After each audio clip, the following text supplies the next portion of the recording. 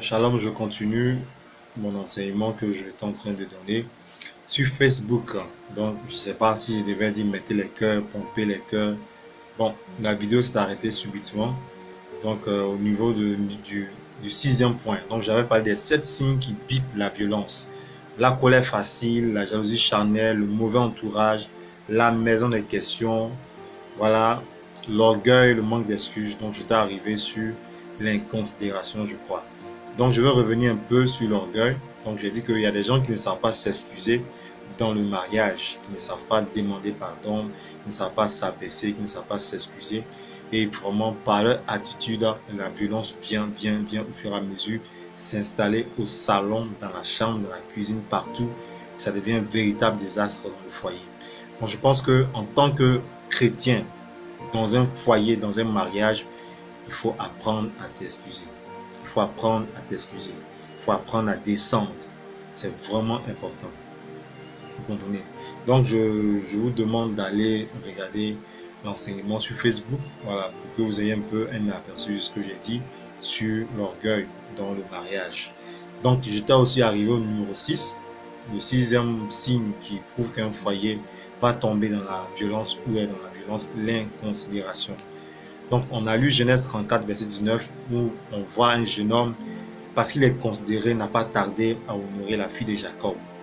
Vous comprenez, quand vous êtes considéré, ça vous donne la force, ça vous donne le courage, ça vous donne l'envie de faire des choses, je peux dire, pour la personne. La considération vous donne une certaine puissance. Vous comprenez? Proverbe 31, verset 23, la Bible nous parle du mari de la femme vertueuse. La Bible dit qu'il est considéré aux portes. C'est parce qu'à la maison, d'abord, qu'il est considéré dehors. Donc, si on ne te considère pas à la maison, que tu sois considéré dehors, ça n'a pas de sens, ça n'a pas de valeur. Donc, il y a des foyers où il n'y a pas de considération. Le conjoint rentre à l'heure qu'il veut, il n'a pas de compte à donner à qui que ce soit. Non, ce n'est pas normal. Tu n'es pas célibataire, tu es dans un mariage. Et si la femme arrive à demander d'où tu viens, tout ça, ça devient de la bastonnade. Je pense que quand on considère quelqu'un, même souvent, quand la personne est endormie, je n'ai pas voulu te déranger, mais quelques minutes après, un SMS ou un coup de fil, ah, je suis ici, je suis dans tel coin, c'est une marque de considération. Souvent, même demander la vie de la personne, c'est une marque de considération. Mais c'est dommage aujourd'hui que les gens n'ont pas cette habitude d'exprimer la considération envers leur conjoint. Vous comprenez, ce n'est pas bien. Alors, je pense que quand tu es dans un foyer, tu dois te considérer et tu dois considérer l'autre. Voilà, c'est comme ça. Donc, apprenons à considérer les autres. Je pense que Dieu sera honoré et ça va faire beaucoup de choses. Dernier signe qui prouve qu'un foyer va tomber dans la violence, c'est l'absence de communication. Amos 3, verset 3. Deux hommes peuvent-ils se mettre ensemble sans être d'accord au début? Non. Ésaïe 1, verset 18, il dit, viens, plaidons ensemble. Même si tes péchés sont noirs, tu vois, viens, on va plaider ensemble.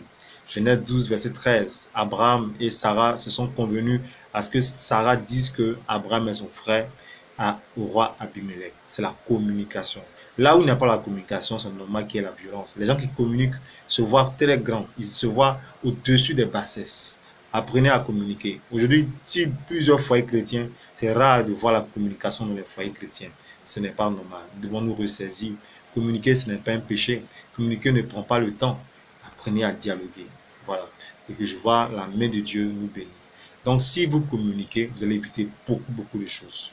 Beaucoup de choses. Donc, ce n'est pas parce qu'il n'y a pas d'histoire que vous communiquez. Non, la communication, je peux dire, est une volonté de conduire le foyer dans une vision.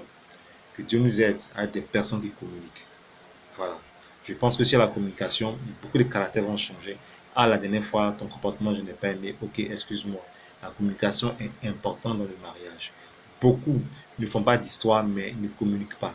Ce n'est pas ça, je peux dire, un foyer tranquille et paisible. Que Dieu nous aide à être des personnes qui communiquent dans le mariage. Soyez bénis. Shalom.